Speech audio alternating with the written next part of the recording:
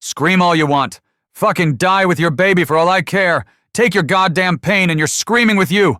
You'll never ruin my life again. You're nothing to me now. Get the fuck out. Those were the vicious words her white husband, Mark, spat as labor pains ripped through her black body. Instead of holding her hand, he threw her into the goddamn streets. Instead of love, he gave her humiliation and abandonment in her darkest hour. He thought he had crushed her spirit forever, leaving her to suffer alone like she was less than nothing. But he never imagined, not in his wildest, most arrogant fucking dreams, that the same woman he cast out in agony would one day rise in a way no one could have seen coming. A resurrection that would not only shatter his pride, but also tear apart the very life he thought would bring him joy. Sometimes the ones you discard in pain return with a power that can fucking level mountains. Sometimes the woman you thought would die in silence becomes the one whose shadow you cannot escape. This is the story of a woman betrayed at her weakest, who rose with a strength no one could deny. The first contraction hit like a freight train she couldn't outrun. Emma Parker, her body slick with a cold sweat, leaned against the hallway wall of the home she'd painted herself. She called out, her voice tight with pain. Mark, for God's sake, it's time. We have to go." He stood in the bedroom doorway, a silhouette of pure indifference. His suit jacket was half on, his phone glowing in his hand. He didn't look worried. He looked fucking annoyed. "Now?" he said, his voice dripping with contempt. "Of course it would be now. You always did have a flair for the dramatic." "Please," she breathed, doubling over as another wave of agony seized her. "The hospital. My bag is ready. Just help me to the car." Mark's mouth curled into a sneer that made her stomach clench harder than the contraction. "Help you? After all the shit you've pulled?" "No." She blinked, the word not registering through the haze of pain. What do you mean, no?" He stepped closer, his voice dropping to a low, menacing growl. Each word was a punch. "You don't tell me when to jump anymore, Emma. You don't get to trap me with your tears and your perfect fucking timing. I'm done." Another contraction, fiercer this time, ripped a strangled cry from her lips. She grabbed the doorframe, her knuckles white. "I'm in labor, you asshole. I'm not trapping you. I'm having our baby." He snorted, a harsh, ugly sound. "Our baby? Don't give me that bullshit. We both know what this was. A leash. A way to keep me tied to your chaotic, emotional fucking circus. It's not happening." "Please," she whispered, her voice finally breaking, shaking with pain and a dawning, sickening horror.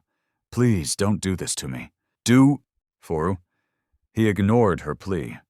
He picked up the suitcase she'd packed with tiny onesies and blankets, wrenched the handle up, and fucking flung it outside. The bag bounced down the concrete steps and landed in the wet grass with a pathetic thud. Her breath hitched in her throat. "Scream all you want.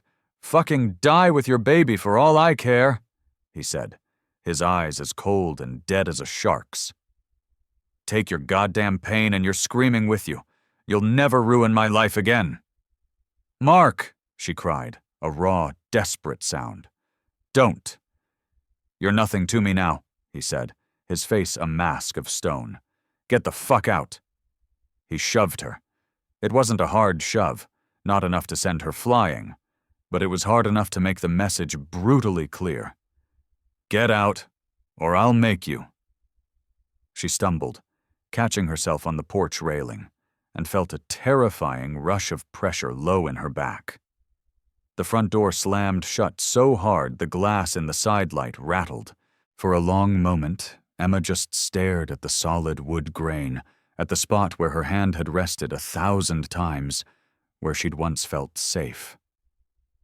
Another contraction tore through her, a guttural moan escaping her lips. She clutched the railing, biting the inside of her cheek so hard she tasted blood, anything to stop from screaming his name again. A porch light flicked on across the street. A neighbor, Mrs. Gable, a white woman with meticulously curated flower beds and a perpetually suspicious expression, stepped out in a silk robe. "Everything okay over there?" she called, her voice small and laced with a nosiness that felt like another form of judgment. Emma forced herself to stand upright, the humiliation a burning fire in her gut. I need a ride to the hospital." The woman hesitated, her eyes flicking past Emma toward the dark, silent house.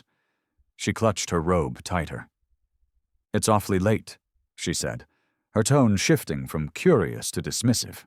"Where's Mark?" "Inside," Emma said, her voice cracking on the word. Please." Mrs. Gable took a small step back. "Well, I can call you a cab." "Thank you," Emma whispered, swallowing the stone of degradation. The neighbor vanished back inside her warm, safe house. Time seemed to warp, stretching and slowing to a crawl. A cold wind whipped through the manicured suburban street, chilling her sweat-soaked skin. She tried to breathe, to do the bullshit exercises the nurse in the birthing class had taught her. In through the nose, out through the mouth. Focus on a point. She focused on a crack in the sidewalk, on anything but the searing pain, and the fact that the man she married, the father of the child fighting its way into the world, had just bolted the door. Mrs. Gable reappeared, holding her phone out like a shield. "The cab will be here in 10 minutes, she announced, avoiding eye contact. "Do you need a towel or something?" "I'll be fine," Emma said, because what the fuck else was there to say? The woman lingered for another awkward second, then retreated into her house and shut her door too. Another door closed in her face. Emma breathed and bent and breathed again, her body a war zone. Minutes bled into each other, each one a fresh eternity of pain. Finally, the cab's headlights cut through the darkness at the end of the street. The driver, a kind-faced man with tired eyes, took one look at her crumpled form and jumped out. "Hospital?" he asked, his voice gentle. "Yes," she managed, climbing into the back seat with agonizing slowness. "Please, fast." On the ride, she pressed her forehead against the cool glass of the window and tried not to cry. She failed. Hot tears streamed down her face anyway, silent tracks of betrayal. The driver glanced at her in the rear-view mirror. "You want me to call your husband?" he asked softly. She stared at the dark, silent screen of her phone. "No." He just nodded and drove faster. The city at night looked cruelly normal, like her world wasn't imploding. Stores were closed, streetlights hummed their electric song. Somewhere in a distant car, someone laughed. Emma dug her nails into the cheap vinyl of the seat, anchoring herself to the pain. At the hospital, the driver helped her to the automatic doors of the emergency entrance. "You're okay," he said, his kindness a balm on her raw nerves. "You're here now." The doors opened with a pneumatic sigh. The waiting room was a sterile, fluorescent-lit purgatory, smelling of antiseptic and quiet despair. A triage nurse looked up from her desk, saw everything in a single, practiced glance, and immediately stood up. "How far apart are the contractions?" the nurse asked, her arm already around Emma, steering her toward a wheelchair with an efficiency born of years of practice and kindness. 3 minutes, Emma gasped. "Maybe 2. I can't tell anymore. It just hurts." "First baby?" "Yes." "Any support person with you?" the nurse asked, her eyes scanning the empty doorway for a partner who wasn't fucking coming. Emma just shook her head, the shame hot on her cheeks. "Just me." The nurse's eyes softened with a flicker of understanding. "Well, tonight, I've got you," she said. "Let's go." They took her vitals. They strapped monitors to her belly, and the sound of her baby's heartbeat filled the small room. A frantic, galloping drum that was both terrifying and reassuring. Thump, thump, thump, thump. A life separate from her own. A life worth fighting for. Emma closed her eyes and let the sound anchor her in the storm. "You're brave," the nurse said, adjusting a strap. "You're doing great." Brave felt like a word that belonged to other people, to women in movies, not to her. But Emma nodded anyway, too tired to argue. Hours built and broke. Pain rose in massive, crashing waves and receded into brief, gasping moments of peace. Nurses changed shifts. A doctor with soft, competent hands and a calm voice came in. She introduced herself as Dr. Ortiz and checked Emma's progress. "We're getting there," Dr. Ortiz said, her voice a steady presence in the chaos. "You're so strong." Emma turned her face to the cool metal of the bed rail and breathed. Memories broke through the pain, rude and sharp. Mark's voice on their wedding day. Mark's laugh when he used to make her tea. Mark's hands on her shoulders the day he promised her forever. When had it all tilted? When had their love become some kind of sick scoreboard she didn't even know they were keeping? Her phone, lying on the bedside tray, buzzed. She glanced at the screen. A text from a number she hadn't saved, a name she knew all too well. Vanessa. "He's with me now. Focus on your little project." Another contraction slammed through her, so powerful it stole her breath. She squeezed the rail until her bones ached and whispered, "God, please." The nurse, whose name was Chloe, touched her shoulder. "Don't read anything tonight," she said softly, her eyes full of a wisdom that went beyond medicine. "Let it wait." Emma nodded, fresh tears running clean tracks down her face. In another part of the city, in the clean, minimalist kitchen that had stopped feeling like home weeks ago, Mark poured 2 glasses of expensive whiskey. Vanessa, his pretty, polished, and equally white affair, leaned against the marble countertop, her blonde hair perfect even at 2 a.m. "Is she gone?" Vanessa asked, her voice a silky purr. "Finally," Mark said, taking a large swallow of whiskey. "She'll be fine. She's pathologically dramatic." "You pushed your wife out of the house while she was in labor, Mark," Vanessa said, a calculated glimmer in her eye. "That's not dramatic. That's intense." "She's not my fucking wife," Mark snarled. "Not anymore. You know what she is? A liability. A goddamn anchor. The last year has been a circus. Mood swings, tears, baseless accusations. You saw it." Vanessa took a delicate sip of her drink, watching him over the rim of the glass. "I saw you texting other women while she was asleep in the next room." He shrugged, a dismissive, arrogant gesture. "She was sleeping. I was awake. It's not a federal crime." "Of course not," Vanessa murmured, tucking that little admission away for later. He moved toward her, backing her against the counter, and kissed her like he was trying to prove a point, to erase the last few hours. She let him, then pulled back, her eyes bright and strategic. "When do we go public?" she asked. "Photos, the ring, our new life. I want them to see it. I want everyone to see it." "Soon," he said, his hand tracing her jaw. "After she's been handled." "Handled how?" A cruel smile played on his lips. "Her mother is on my side. Margaret understands the importance of stability. She'll tell everyone Emma was unstable, that she had a breakdown. It won't be hard to sell. The woman cried in the fucking grocery store once because they were out of her favorite brand of grapes. People remember shit like that. They'll believe it." Vanessa laughed, a sound like tiny, tinkling bells of ice. Poor, unstable Emma, all broken up over some grapes. "Poor me," Mark corrected, his voice dead serious. No goddamn peace. Back at the hospital, the hours turned liquid and strange. Emma's world narrowed to the rhythm of her own breath, the steady coaching of the nurse's voice, the doctor's calm hands, and the way the room's clock ticked, each second a hammer blow counting her down. She finally asked for pain relief when the edges of her vision started to blur.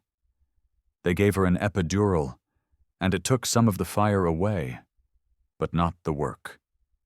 The pressure was immense, a force of nature using her body as its vessel.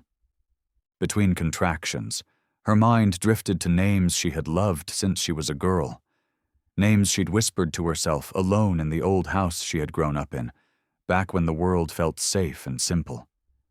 Her mother's voice, sharp and critical, cut across the memory like a knife.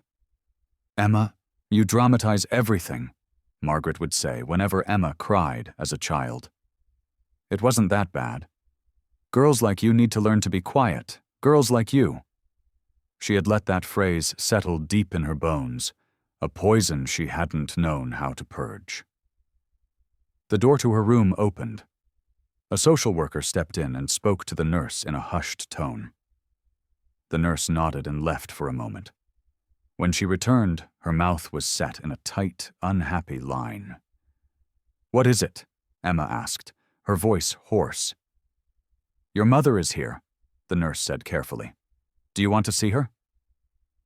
Emma's first instinct was a visceral, screaming no. Her second, born of a lifetime of seeking approval she never received, was softer. She gave a single, hesitant nod. "Okay." Margaret entered, clutching a tight purse that matched her tighter eyes. Her perfume, expensive and cloying, was too sweet for the sterile room.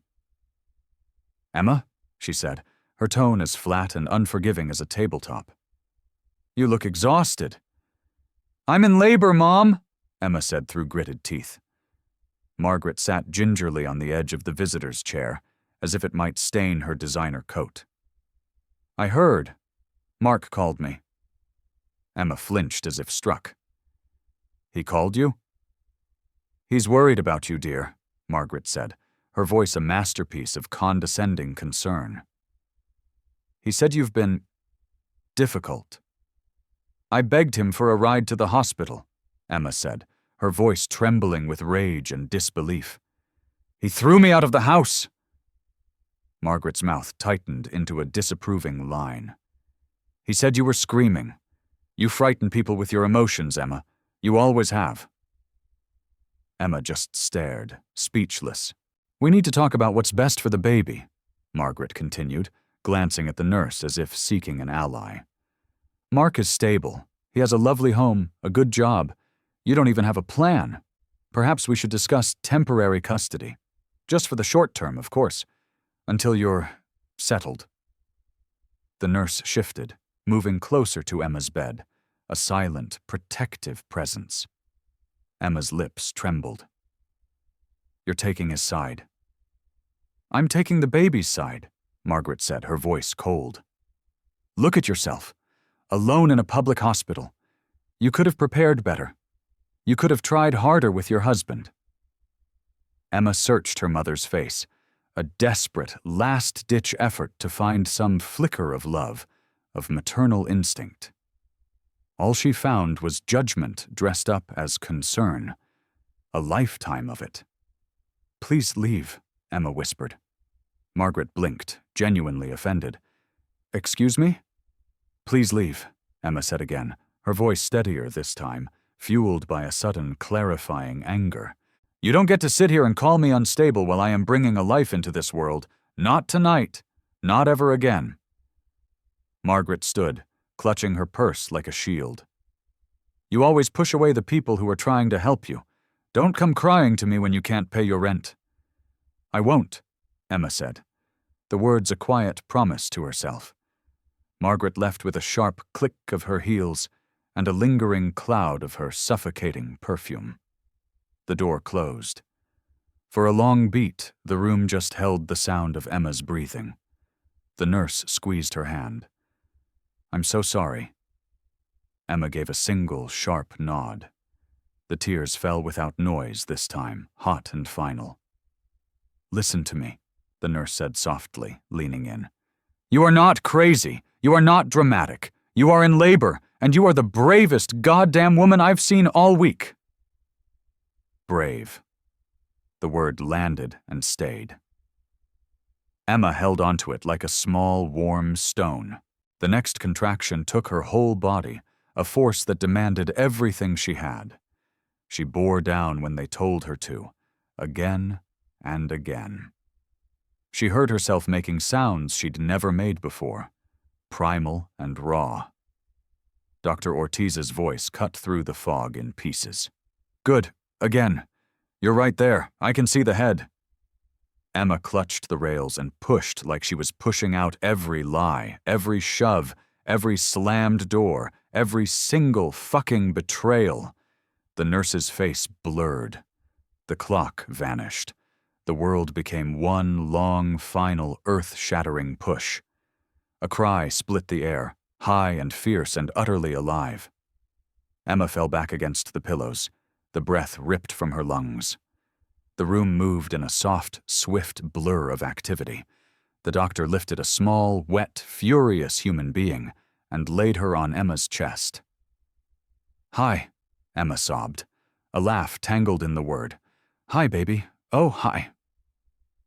The baby opened her mouth and protested the cold, bright shock of life. Emma ran her fingers along a damp, perfect cheek and felt something inside her crack open and pour out like pure light. "What's her name?" the nurse asked, smiling with her eyes. Emma swallowed, the name she had carried in her heart since she was a little girl finally on her lips. A name that felt like strength and hope. Hope.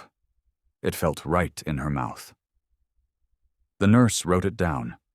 They weighed the baby, cleaned her gently, wrapped her in a soft blanket, and gave her back. Emma held hope and stared and cried and smiled. The nurse placed a small pink hat on her head. "I'm here," Emma whispered to the tiny bundle. "I'm here. I'm not going anywhere." A few hours later, while Hope slept in the bassinet and the room held the quiet hum of a new morning, a different nurse came in with paperwork. "Any family we should call?" she asked. Emma shook her head. "No, it's just us." The nurse nodded. "Then we'll be your family for the day." When she left, Emma reached for her phone. The screen was filled with messages, some from unknown numbers, some from old friends who had clapped and cheered at her wedding. She opened one, heard Mark's side of the story. He said you were unstable during the pregnancy and left in a rage. "Do you need help?" She closed her eyes. She opened another. He says you broke things and screamed, that you threatened him. "I'm sorry, but if that's true, maybe this is for the best." She put the phone down like it was on fire. Across town, she knew Mark was spinning his narrative, and he was good at it. He would look serious and sad, using words like safety and stability, while Vanessa rested her head on his shoulder and nodded with practiced, doe-eyed concern. "Lies," Emma said to the quiet room. "Everybody loves a good lie when it lets them feel righteous while doing nothing." She stood and shuffled slowly to the small bathroom sink. She washed her hands and looked at herself in the mirror above the paper towel dispenser. Her face was pale and swollen. Her hair was a mess. But her eyes were steady. A volunteer knocked and stuck her head in. "Do you want a photo? We take one for every new mom and baby, no cost." Emma thought of the glossy, professional photos Mark and Vanessa would soon be posting. She thought of the neighbors who had stayed inside behind their warm, safe curtains. She thought of the grape story and the way her own mother wore her judgment like a string of pearls. "Okay," she said. The volunteer used Emma's phone, told her where to stand by the window, and clicked the picture. It caught a tired woman and a tiny, precious bundle with a pink hat, the gray city morning behind them. A survivor, and her reason for surviving. "Beautiful," the volunteer said. "Want me to text it to someone for you?" Emma shook her head. "Not right now." Alone again, she reached under the thin hospital mattress and pulled out a small fabric pouch she'd tucked in her bag on instinct. Inside, folded into perfect quarters, were 2 old letters from her father. The paper was soft at the creases. She smoothed the top one out. Her father's handwriting was neat and kind, just like he'd been. "If life ever makes you doubt yourself, Emma, you remember who you are. You don't need anyone else to name you. You already have a name. And you come from a long line of people who don't break." She smiled a little, the first genuine smile in what felt like a lifetime. She whispered the rest of his words from memory, and then tucked the letters, along with another, more official-looking document, back into the pouch. Not yet, she told herself. Not tonight. She would keep her secrets where they belonged, close, safe, and far out of reach of people who used love like a weapon. The door opened again. She expected a nurse. It was Margaret. Emma's stomach dropped. "I asked you to leave."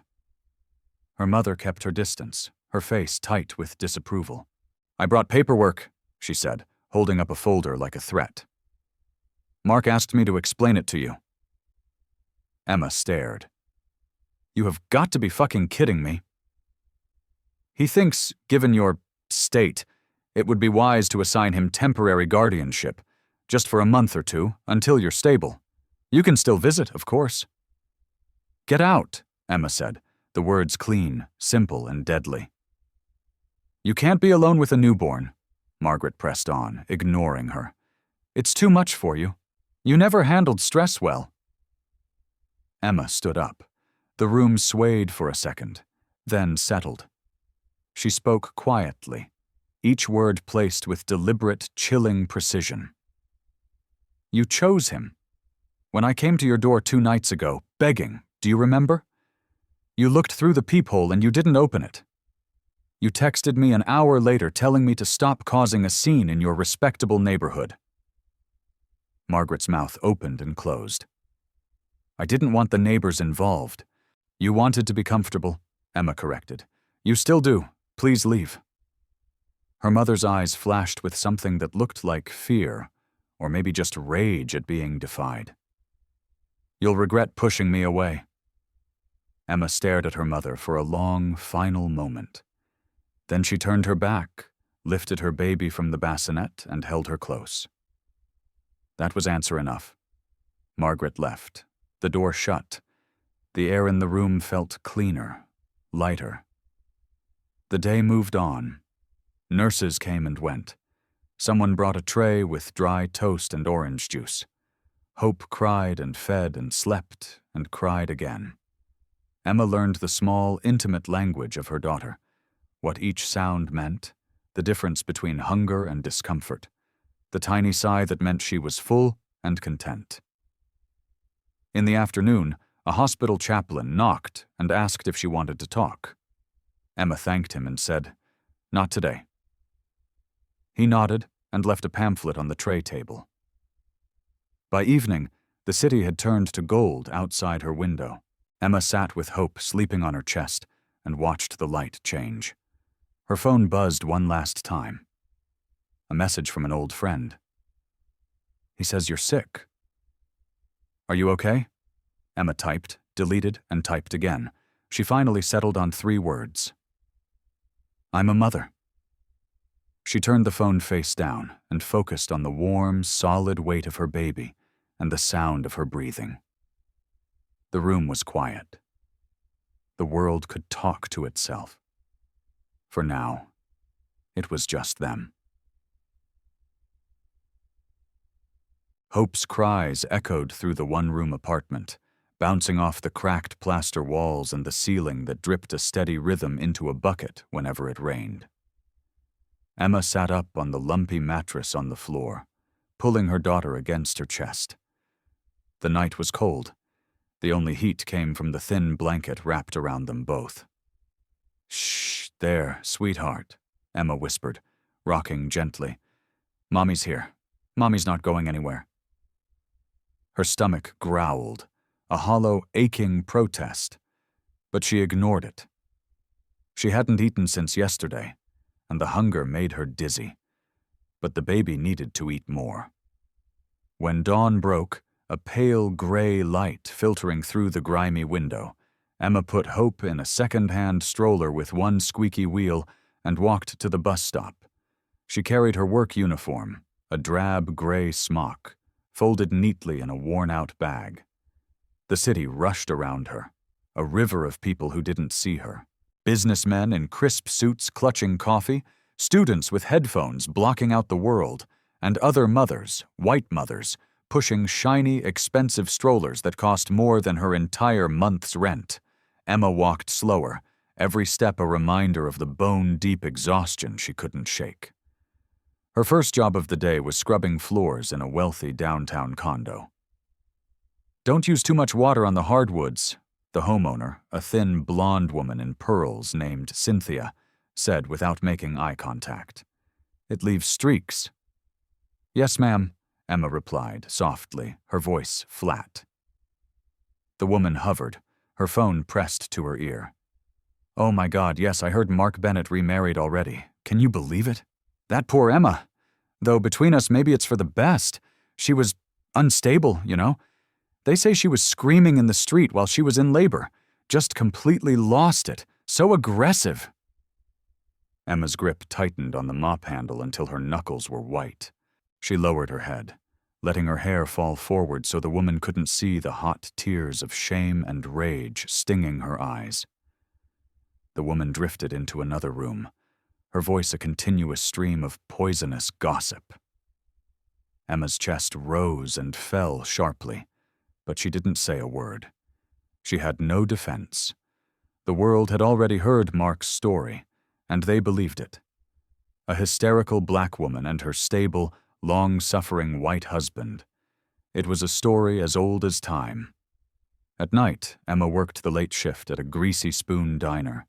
She smiled through aching feet and carried trays of burgers and fries that felt heavier than her tired arms wanted to hold. Hope slept in a neighbor's apartment down the hall, a kind, elderly woman who charged her next to nothing. She was safe, but she was far from Emma's reach, and the separation felt like a physical ache. One evening, two women she vaguely recognized from her old neighborhood slid into a corner booth. "Oh my God, is that Emma?" one whispered loudly to the other. "Yeah, look at her, waiting tables. Jesus, Mark really upgraded, didn't he? That Vanessa woman is gorgeous. Did you see their wedding photos on Instagram?" Emma placed their plates down with steady hands, though her face burned with humiliation. "She looks so bitter," the other one whispered as Emma walked away. "Pathetic." Emma gripped the stainless steel counter in the kitchen until her knuckles whitened.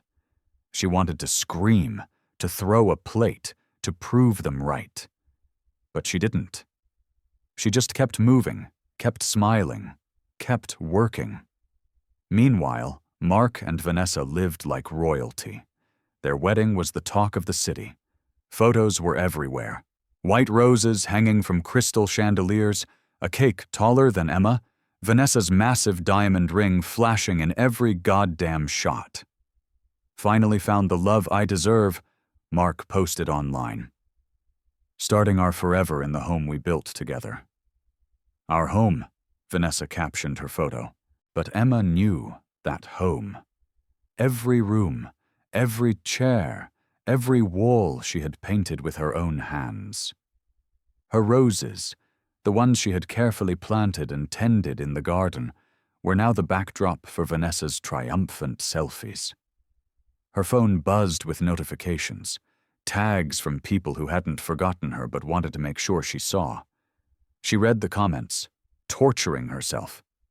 She looked so much happier than Emma ever did. Mark deserves some peace after what he went through. Vanessa is a real wife. Not like that unstable, angry ex.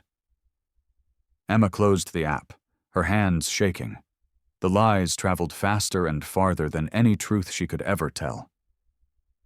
At the grocery store, they say Emma threw plates at him. The poor man had no choice. At the laundromat, I heard she still calls him, crying and begging. So pathetic, isn't it? Emma clenched her jaw, folding Hope's tiny clothes in silence. Even her own mother, Margaret, repeated the lies as gospel. One desperate afternoon, Emma tried calling her. "Mom, can you watch Hope for a few hours? I have a chance to pick up a double shift." Margaret sighed, a long, suffering sound. "Emma, I can't keep rescuing you from your poor decisions. Mark told me how unstable you've been. Frankly, you scare people. Maybe if you had just been calmer, quieter." Emma's voice broke. "You believe him?" "I believe what I see," Margaret said coldly. "And what I see is a daughter who made her bed and now has to lie in it. Don't bring your drama to my doorstep." The call ended. Emma sat in the echoing silence of her tiny apartment, her baby gurgling happily on a blanket beside her, too young and innocent to know the cruelty of words.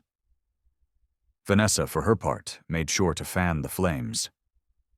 At a lavish brunch with her friends, she leaned back, a smirk playing on her lips. "Emma keeps calling the house, you guys, just begging Mark to come back. Can you even imagine the desperation?" Gasps of performative sympathy circled the table. "She's so pathetic," Vanessa laughed. "A jealous little ghost haunting us. Honestly, she's just embarrassing herself." One night, exhausted after finally getting Hope to sleep, Emma pulled a heavy wooden chest from under her mattress. It was old and scratched, with iron hinges that creaked like a haunted house. Inside were the papers her late father had left for her. His letters, old stock certificates, and a thick, sealed envelope. Emma carefully unfolded the trust document. Her eyes traced the numbers she already knew by heart. $20 million. Locked away, safe, legally and indisputably hers once she chose to claim it.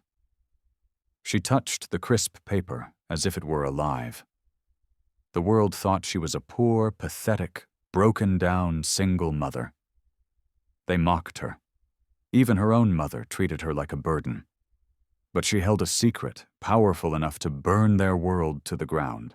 She stroked the edge of the papers, then leaned over and kissed her daughter's forehead. "Not yet, baby girl," she whispered. "They'll never see it coming." She closed the chest and slid it back under the mattress, a sleeping dragon beneath her bed. Across town, Vanessa was starting to notice the cracks in Mark's perfect facade. She came home early one afternoon, her heels clicking on the imported tile of the foyer. Laughter drifted from the living room. Female laughter, not hers. She stepped inside and froze. Mark was on the couch, leaning intimately close to a young, blonde woman. His hand was casually brushing her arm. "So, dinner tonight?" he murmured. The woman giggled. "You're terrible." Vanessa cleared her throat. The air in the room snapped taut. "Vanessa," Mark said smoothly, standing up without a trace of guilt. "This is a business contact, an intern from legal." The blonde grabbed her purse, her face flushing. I should go." When the door shut, Vanessa crossed her arms. "Business?" "Yes, business," Mark said, already annoyed. "An important client project. Don't make a scene." "She was touching your arm, Mark," Vanessa snapped. "You're imagining things," he said, rolling his eyes with the same casual dismissal he'd once used on Emma. Vanessa's chest burned with a sudden, cold fury. She forced a laugh, though her nails were digging into her palms. "Fine. Business." She walked upstairs, her bright smile fading the second the bedroom door closed behind her. For the first time, she wondered if, maybe, just maybe, Emma had been telling the truth all along. Back in her small apartment, Emma fought to survive. She cleaned offices at dawn, waited tables in the evening, and sewed clothing for a small online boutique at night by the dim light of a single lamp. Her fingers were raw and sometimes bled from the needle, but she kept working. One night, her neighbor knocked on the door. "Emma, people are still talking," she said gently. "They're saying you're bitter, that you just want to ruin Mark's new life." Emma looked over at her sleeping daughter, a perfect, peaceful angel. A faint, knowing smile touched her lips. "Let them talk." The neighbor frowned. "Doesn't it bother you?" "It used to," Emma said, her voice quiet but strong. "Now it just reminds me of who I'll never be again." The city didn't care. Her friends had vanished. Her family had betrayed her. Mark flaunted Vanessa. Vanessa spread lies. Margaret chose comfort over her own child. But Emma's eyes were steady now. Her back was straighter. Every whisper of pathetic and unstable only added fuel to the fire growing in her chest.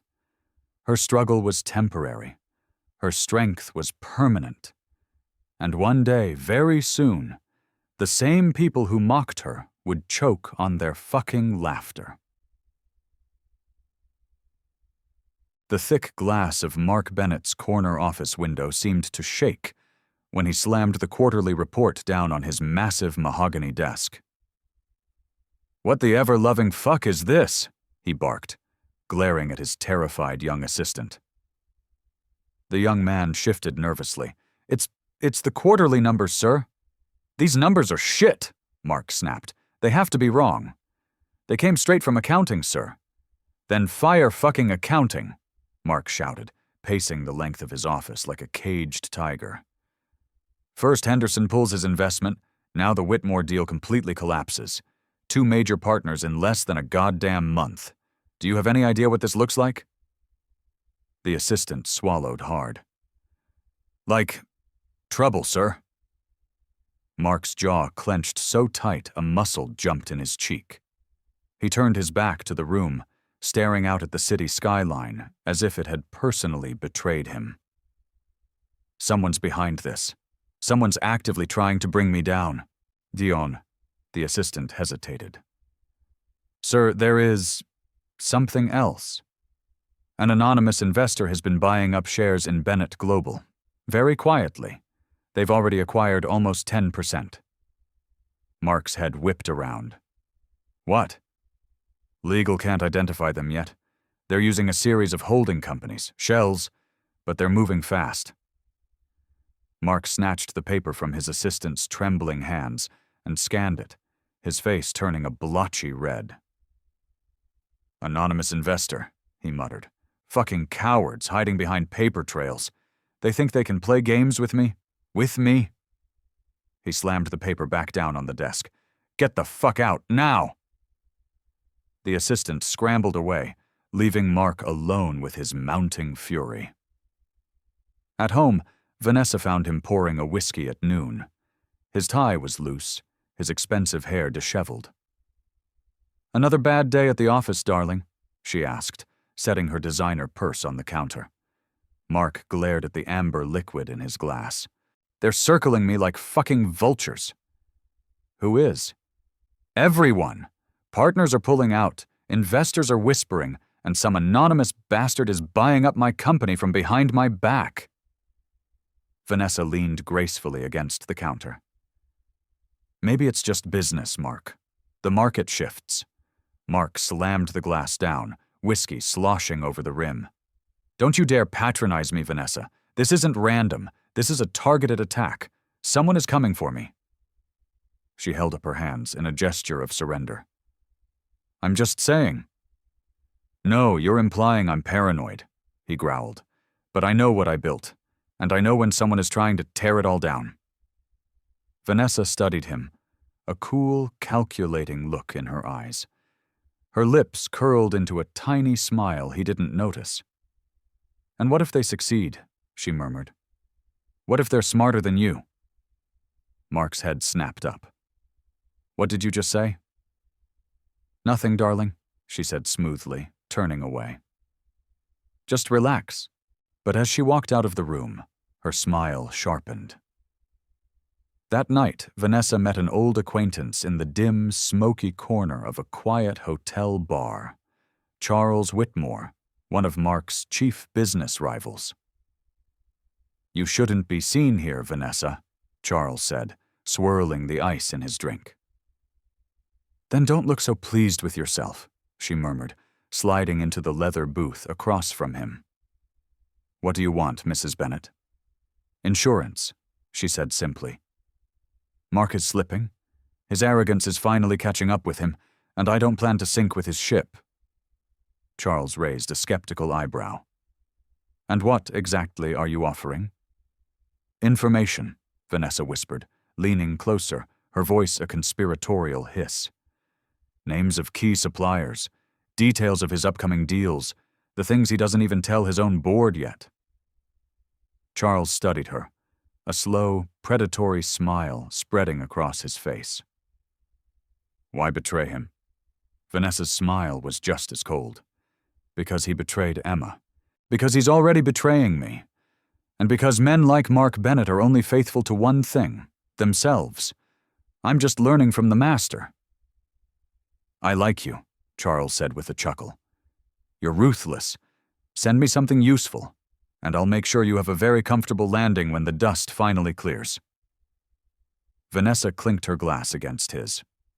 "Deal." Across town, Emma Parker stepped out of a black town car in a quiet, elegant neighborhood she'd only ever dreamed of. Her daughter, Hope, was with a trusted babysitter for the evening. Emma's dress was simple but impeccably tailored. Her shoes clicked confidently against the polished marble floor as she entered the lobby of a sleek skyscraper. The receptionist straightened immediately. "Good afternoon, Ms. Parker.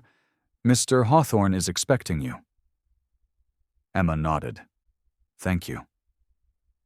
The elevator doors whispered open, and she caught her reflection in the mirrored walls. This was not the tired, hunched woman begging for cleaning jobs. Her shoulders were back, her eyes were sharp, her expression was serene.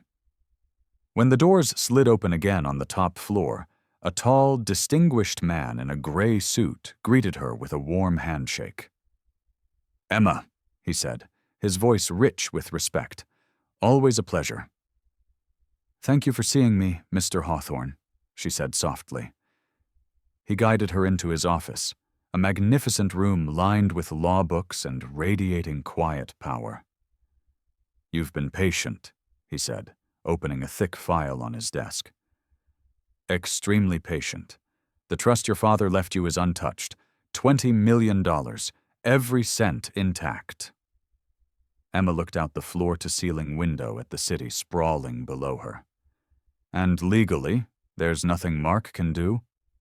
"Absolutely nothing," Hawthorne confirmed, a grim satisfaction in his tone. "It's ironclad. Your father was a very smart man. He anticipated men like Mark. This money is yours and yours alone." Emma let the words settle over her, a balm on old wounds. Her heartbeat was slow and steady.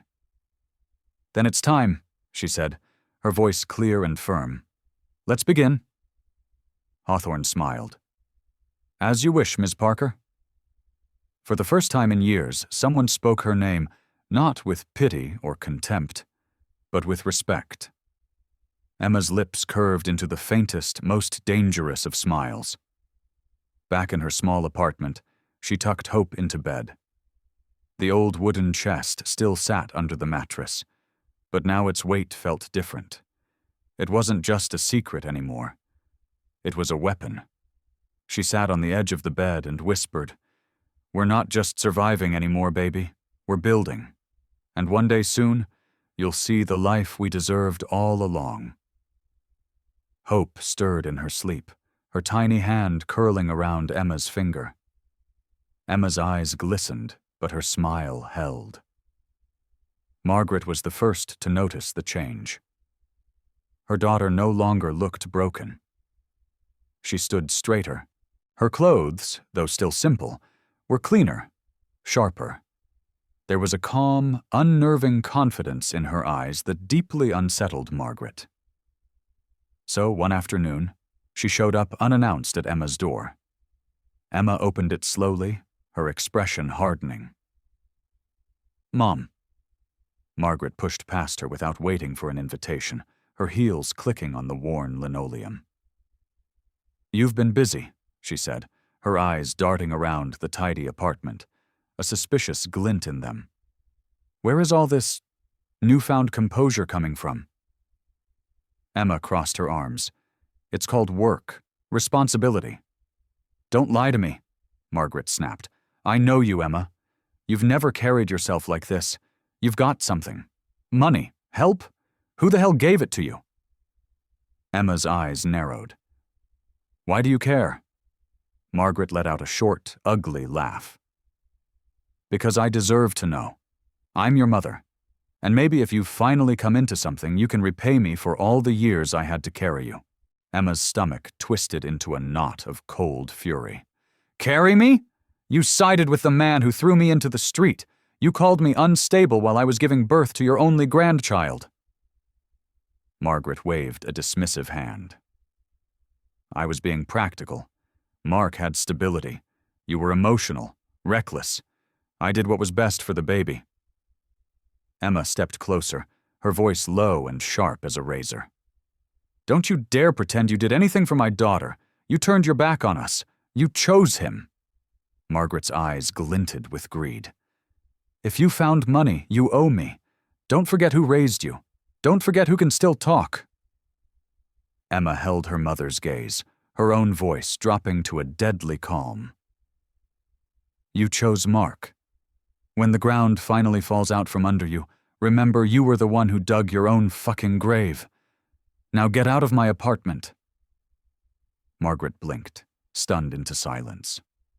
For once in her life, Emma's voice was sharper than hers. Emma pointed to the door. "Leave." Margaret's mouth opened, then closed.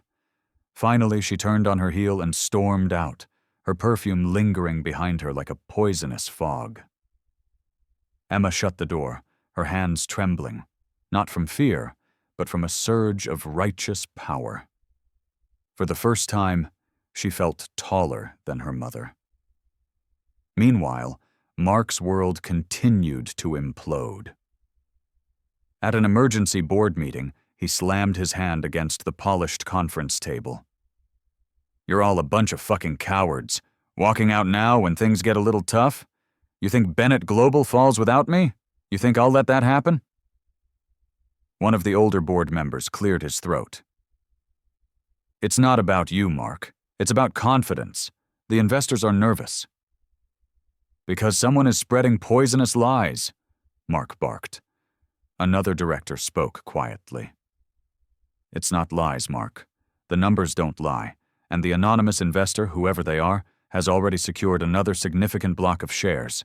At this rate, you could be outvoted at the next shareholder meeting." Mark's face turned a deep, alarming shade of crimson. "Never." Vanessa sat in the back of the room, legs crossed, watching him unravel with a detached, clinical interest. She took a slow sip of her water, hiding her smirk.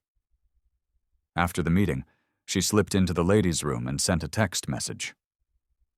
"He's losing it. Tonight I'll send you the supplier contracts. They'll cut him off by next quarter." The reply came back almost instantly. "Good. The end is closer than he knows." Vanessa smiled at her reflection in the mirror. She adjusted her lipstick and whispered to herself, "Insurance." Emma, too, looked at her reflection that night, but hers showed something entirely different. Strength. Calm. A woman who had been shattered into a million pieces and had meticulously, painstakingly rebuilt herself into something stronger. She adjusted the collar of her coat, tucked Hope's blanket tighter around her, and whispered into the quiet of the night. "They think I'm gone. They think I'm weak. They're about to fucking learn." Her voice wasn't bitter. It was steady. It was certain. It was the sound of the coming storm. The crystal chandeliers of the grand ballroom blazed, scattering golden light across marble floors polished to a mirror shine.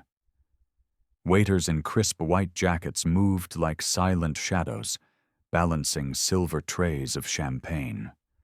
Cameras flashed like angry fireflies as the city's richest and most powerful people mingled, their laughter echoing in the cavernous space. At the very center of it all stood Mark Bennett, his smile stretched tight and practiced, his hand resting possessively on Vanessa's waist. He wore a custom black tuxedo, his tie knotted so tight it looked like it was choking him. He lifted his glass in greeting as reporters circled him like sharks. "Mr. Bennett," one of them called out, "what do you have to say about the persistent rumors of financial trouble at Bennett Global?" Mark let out a chuckle, as smooth and oily as his hair. "Rumors are a poor man's entertainment. My company is thriving. Tonight's gala proves that. Just look around. The city's finest are all here to support us." The crowd offered a smattering of polite, obligatory laughter. Vanessa leaned in close, her diamond earrings catching the light. "Smile bigger, you idiot," she whispered through her teeth. "They can smell fear." "I'm not fucking nervous," Mark muttered back, though his hand trembled slightly on the stem of his champagne flute. "Good," Vanessa purred, leaning in for a photo. Flash, flash, flash.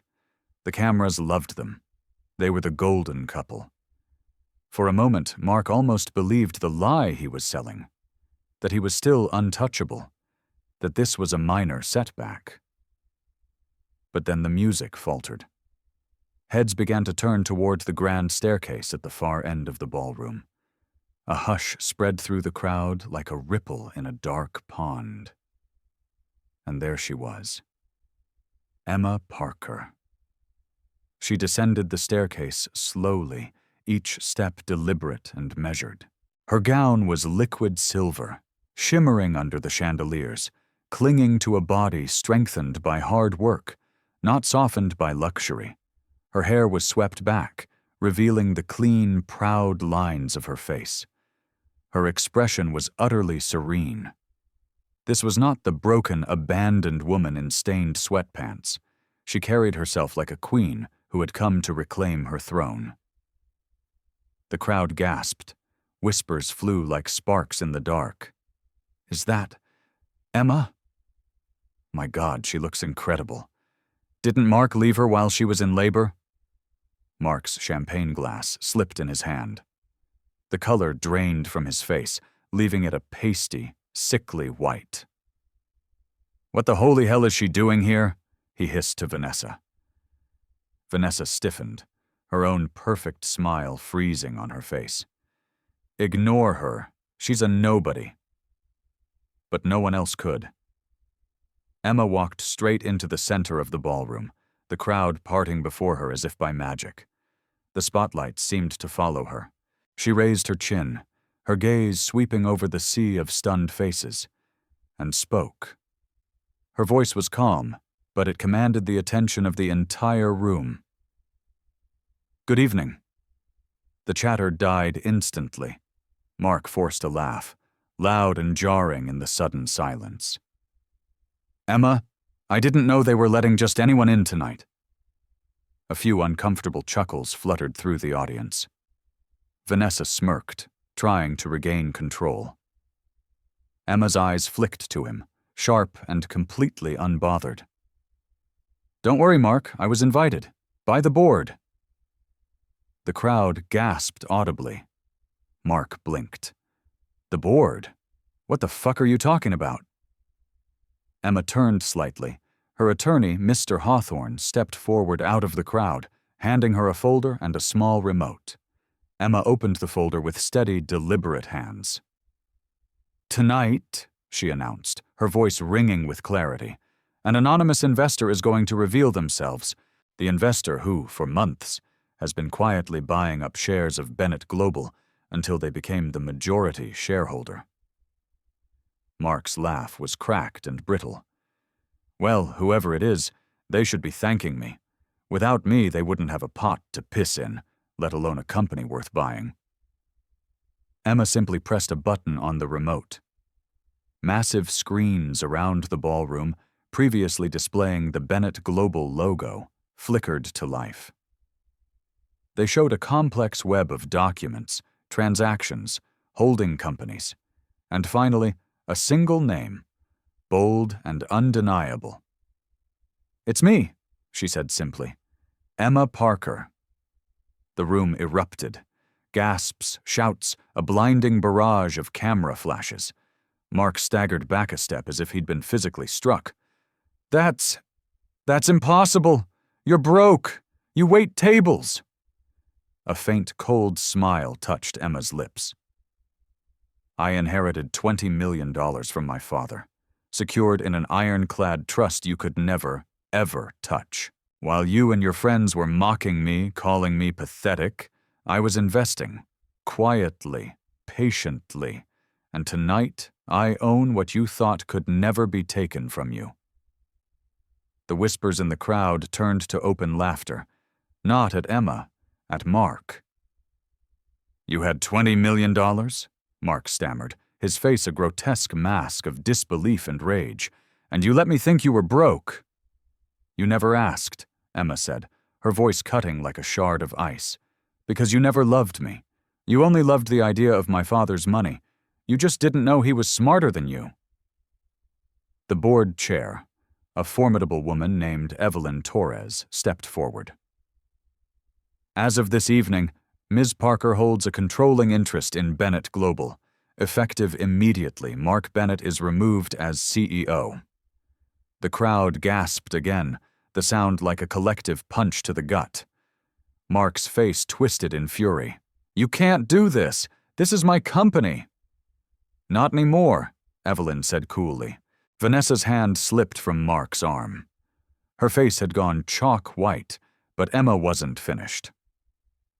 "Tonight isn't just about control," she said, clicking the remote again. "It's about the truth." The screens flickered, now displaying old emails from Mark's server. His own words, magnified for all to see. "Her father's money is real. I'll lock it down after the wedding. If the trust is separate property, I'll push for dependency. She'll fold. She always does." "He used her," a woman in the front row muttered. Mark shook his head violently. "Those are fake. They're lies." "Pulled directly from your server this morning under court order," Hawthorne said firmly. The crowd murmured, the tide of their opinion turning against him with brutal speed. Emma's eyes stayed locked on Mark. "You never wanted me. You wanted what you thought I carried." Mark's mouth opened and closed, making him look like a drowning fish. Emma clicked the remote again. New messages appeared on the screen. This time, they weren't his. They were Vanessa's. "He's slipping. Tonight I'll send you the supplier contracts. Don't worry, I'll make sure his rivals have everything they need." The crowd gasped again. Vanessa's eyes widened in horror. "That's doctored!" she shrieked. "Pulled from your personal cloud storage," Hawthorne said, his voice flat. Mark whirled on her, his face contorted with betrayal. You backstabbing bitch!" Vanessa sneered back at him, her fear replaced by venom. "You betrayed me first. You've never been faithful to anyone. I just learned the game quicker than Emma did." "Don't you dare compare yourself to me," Emma said, her voice slicing through Vanessa's bravado with cold contempt. The screen shifted one last time. This time, it showed bank transfers, jewelry purchases, and notes in Mark's handwriting. "Thank you for agreeing to support my version of events in court. The baby will be better off with a stable parent. The recipient of the funds, Margaret, Emma's mother." Emma's voice didn't shake. "My own mother took money to testify against me, to help label me an unstable, unfit mother. While I was scrubbing floors to feed my child, she was cashing his checks." The crowd gasped, horrified. Heads turned toward the back of the room, where Margaret stood frozen, her face a mess of shame and terror. Emma, please, she stammered. You chose him over me when I was on my knees begging for help, Emma said, her voice low but carrying across the silent room. Don't speak my name now. Margaret's face crumpled. She tried to push her way out of the ballroom, but people literally pulled away from her, their faces masks of disgust. The room buzzed with the raw, delicious spectacle of betrayal and humiliation. Emma stepped down from the low stage and walked toward Mark. His face was pale, his jaw trembling. You threw me out while I was carrying your child, Emma said quietly, so only those nearest could hear. You told me to go die. You thought I was nothing. But the pain you gave me, it became my fuel. The stones you threw, I used them to build an empire. Mark shook his head violently, his arrogance finally shattered. No, you don't understand. We can fix this. You and me, together. We'll tell them. You'll tell them more lies, Emma cut in. It's all you know how to do. He dropped to his knees, his hands shaking, his bespoke tuxedo suddenly looking like a cheap costume. Please, Emma, don't take everything from me. Emma's gaze didn't soften for a second. I'm not taking anything from you, Mark. I'm taking back what was already mine. The crowd began to clap. First a few, then more, until it became a thunderous ovation. Reporters shouted questions. Cameras captured every angle of Mark's complete and utter destruction. Vanessa slipped toward the side door, but people whispered and pointed as she passed. Traitor, snake, ruined. She disappeared into the night without a backward glance. Margaret, blocked at one exit, finally managed to slink out another, a pariah in her own social circle. And Mark knelt alone in the center of the grand ballroom, the man who had thought himself a king, now stripped bare and broken before the entire city. Emma looked down at him one last time, her voice carrying over the din. Betrayal always circles back, Mark, and tonight it found you. She turned and walked away, the crowd parting for her like the Red Sea. Heads bowed, whispers of admiration followed her. Outside, her car was waiting. In the back, Hope slept peacefully in her car seat, safe and warm. Emma climbed in, leaned over, and kissed her child's forehead. We're free, she whispered. The car pulled away from the curb, the city lights glittering like scattered diamonds. Emma Parker hadn't risen by destroying them. She had risen by rebuilding herself. And nothing, not betrayal, not lies, not even love lost, could ever take that away from her again. 1 year later, the name on the skyscraper was no longer Bennett Global. It was Parker Industries. The corner office, once Mark's, was now Emma's. It had been completely redecorated. The dark, heavy mahogany was gone, replaced with light wood, modern art, and floor-to-ceiling windows that bathed the room in sunlight. Emma stood looking out at the city, a city that was now hers. She wore a sharp, elegant dress, and her expression was one of calm, confident command. Hope's latest finger painting was framed and hung proudly on the wall behind her desk. Her intercom buzzed. Ms. Parker, her executive assistant's voice came through. The final candidate for the junior assistant position is here. Send her in, please, Maria. The door opened. A woman walked in, her head bowed, her shoulders slumped. Her hair was a mousy brown, a cheap box dye job. She wore a drab, ill-fitting suit. It took a moment for the eye to reconcile this humbled, diminished figure with the memory of the glittering blonde from the gala. It was Vanessa. She stopped in the middle of the vast office, not daring to look up. Miss Parker, she mumbled, thank you for seeing me. Emma turned slowly from the window, her face unreadable. She walked to her desk and sat down, gesturing to the chair opposite her. Vanessa sat stiffly on the very edge of it. Your resume is Sparse, Emma said, her voice neutral as she glanced at the paper in front of her. After you left the city, it seems you had trouble finding stable employment. Vanessa's voice was hoarse. No one would hire me. The story, it followed me everywhere. The truth, you mean? Emma corrected softly. The truth followed you. Vanessa flinched. Finally, she looked up, her eyes filled with a desperate, pathetic plea. I have nothing left, Emma. Please, I'll do anything. I'll file, I'll get coffee, I'll work weekends. I need a job. Emma leaned back in her chair, studying the woman who had helped orchestrate her deepest pain. She saw no remorse in Vanessa's eyes, only the terror of a fallen queen forced to beg for scraps. Emma was silent for a long, torturous minute. Vanessa started to tremble. Then Emma leaned forward, her voice dropping to a quiet, precise tone. You will start on Monday. You will be responsible for scheduling, managing my dry cleaning, and fetching my lunch. Your desk will be outside this office, where I can see you. You will be paid minimum wage, and you will address me only as Ms. Parker. Are we clear? A flicker of the old, arrogant Vanessa sparked in her eyes, a flash of indignation, but it was quickly extinguished by raw desperation. Tears welled. Yes, she choked out. Yes, Ms. Parker, crystal clear. Good, Emma said, her voice devoid of all emotion. Because I want you to have a front-row seat. I want you to watch me run this company.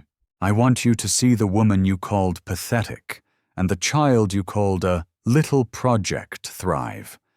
I want you to be reminded every single day of what happens when you underestimate the woman you tried to bury. She picked up her pen and signed a document, her signature a bold, confident stroke. Now get out, she said without looking up. I have work to do.